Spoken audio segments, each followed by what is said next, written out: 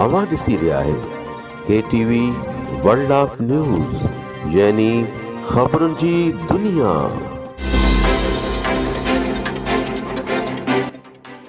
हींअर पेश आहे शहदादकोट मां नज़ीर अहमद सुमरो जी रिपोर्ट। म्यूनिसिपल कमेटी शहदादकोट जी नाअहली ऐं चूंडियल नुमाइंदनि जी बेध्यानीअ सबबि वार्ड 7 बलोच कॉलोनीअ जो अवाम बुनियादी सहूलतुनि खां महरूम, जिते किरास ऐं नालियूं न ठहण सबबि इलाइक़ो गंदे पाणी ऐं कचिरे जे लिपेट में अची वियो आहे।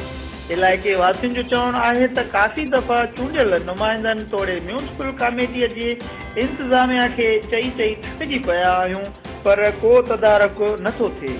वधीक उन्हनि जो चवणु हो, म्यूनिसिपल मुलाज़िमनि पारां असां दुकानदारनि खां बरसाति जे पाणीअ जी निकालीअ लाइ म्यूनिसिपल जे भंग में असां खां 300 रुपया रिश्वत तलब कई।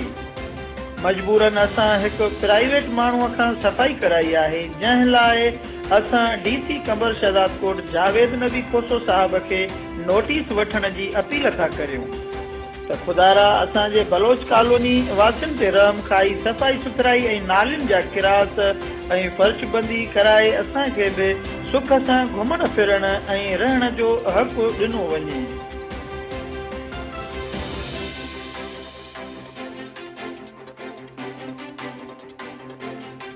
ख़बरुनि जी दुनिया।